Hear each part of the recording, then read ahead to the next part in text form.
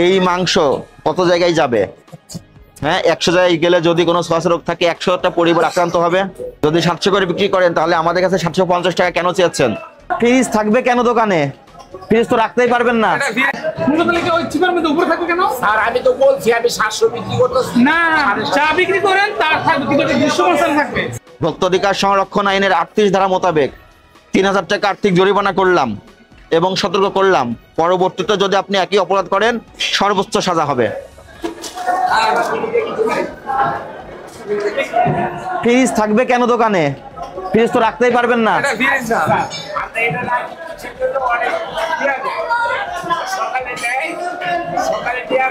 Fridge দোকানে fridge রাখা মানে আপনি ফ্রিজিং করে মাংস বিক্রি করেন।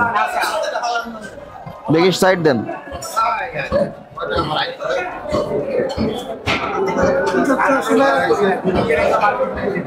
মূল্য তালিকা দিয়ে দিবেন।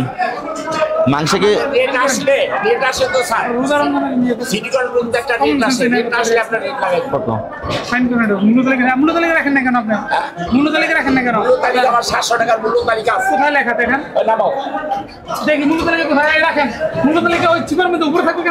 আমি তো বলছি আমি 700 বিক্রি করতেছি না, চা বিক্রি করেন তার থাকবে কিন্তু দৃশ্যমান থাকবে। স্যার আমাদের রেট আসে তো রমজান মাসে, যেটাই আসো আপনি যত 750 বিক্রি করেন আমরা মানা করি না, কিন্তু সেটা তো দৃশ্যমান রাখতে হবে। এই মূল্য তালিকায় উপর রাখছেন কেন? এটা দেখা যাচ্ছে না না, মানে এটা আজ কত রমজান? এই আজকে 4 রমজান। যদি 700 করে বিক্রি করেন তাহলে আমাদের কাছে 750 টাকা কেন চেয়েছেন? 50 টাকা বেশি কেন চেয়েছেন? সবকিছু মিলে আপনার এখানে অপরাধ সংগঠিত হয়েছে। আপনি মূল্য তালিকা দেন নাই, যথাযথ পদ্ধতি মেনটেন করে গরু জবাই করে মাংস বিক্রয় করছেন না। আপনার যে মাংসগুলো শিকে ঝুলিয়ে রেখেছেন এগুলো কবে পরিষ্কার করেছেন? এগুলো আমি ডেইলি পরিষ্কার করি, সপ্তাহে 2 দিন পরিষ্কার করতে হবে মিনিমাম। তারপরে যদি বেশি এখানে মাংসের সমাগম থাকে আপনাকে আরো বেশি পরিষ্কার করতে হবে। আপনার দাড়িপাল্লা ঠিক আছে? বিএসটাই করা আছে? বিএসটাই করা আছে? ক্যালিব্রেশন করা আছে কিনা? বিএসটি থেকে দাড়িপাল্লা ক্যালিব্রেশন করে দাড়িপাল্লা ঠিক মাপ দিচ্ছে কিনা এটা বিএসটি এর একদম। মাঝে মাঝে আমার কাছে 2টা পাল্লা আছে, কোনটা পাল্লা ঠিক কোনটা দিয়ে গ্রাম কম বেশি হয়। দুটাই যদি প্রবলেম হয় কি করবেন? প্রবলেম হলে এটা মাঝে চেঞ্জ করে নিয়ম অনুযায়ী ক্যালিব্রেশন করতে হয়। ক্যালিব্রেশন না করলে এটা সঠিক মাপটা নিশ্চিত হওয়া যায় না। পরিষ্কার আসছে? আপনাকে মূল্য তালিকা প্রদর্শন না করার অপরাধে ভোক্তা অধিকার সংরক্ষণ আইনের 38 ধারা মোতাবেক 3000 টাকা আর্থিক জরিমানা করলাম এবং সতর্ক করলাম। পরবর্তীতে যদি আপনি একই অপরাধ করেন সর্বোচ্চ সাজা হবে। বুঝতে পেরেছেন?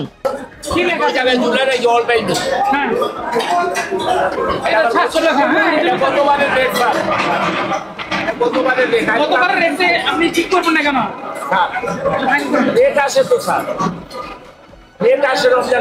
নাম কি আপনার?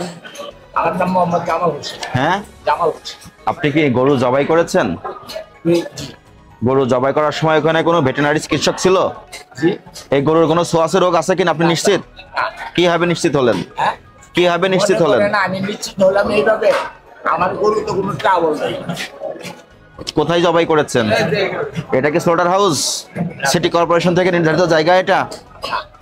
গরুর মাংস যখন আপনি বিক্রয় করবেন আপনাকে প্রথমে নিশ্চিত হতে হবে গরু কোনো ছোঁয়াচে রোগে আক্রান্ত কিনা। এই মাংস কত জায়গায় যাবে? হ্যাঁ, 100 জায়গায় গেলে যদি কোনো ছোঁয়াচে রোগ থাকে 100টা পরিবার আক্রান্ত হবে। প্রথম এটা নিশ্চিত করতে হবে। দ্বিতীয়ত আপনি যে মাংস বিক্রয় করেন যে মূল্য বললেন 750 টাকা প্রতি কেজি, এটা লিখে ঘোষণা দিয়ে দৃশ্যমান স্থানে রাখতে হবে। আপনি রাখতে পেরেছেন? হ্যাঁ বা না? রাখতে পেরেছেন কিনা? হ্যাঁ বা না? পারেন নাই, তাহলে এটা আপনার অপরাধ হয়েছে। এই বিষয়গুলো তো আমরা ইতিপূর্বে আপনাদের সতর্ক করেছি। এই বাজারে কমিটি আছে তারা বলেছে, অন্যান্য সংশ্লিষ্ট কর্তৃপক্ষ এসে বলে যাই, কথা বলতে দেন। বাজার কমিটি বলেছে, আমরা এসে বলেছি, আমাদের অন্য টিম এসে বলেছে, তারপরও আপনি এটা কেন এখনো 700 টাকারটা আগেরটা রেখেছেন? তাহলে যদি 700 টাকাই হয় আপনি এখন 700 টাকা করে বিক্রি করেন।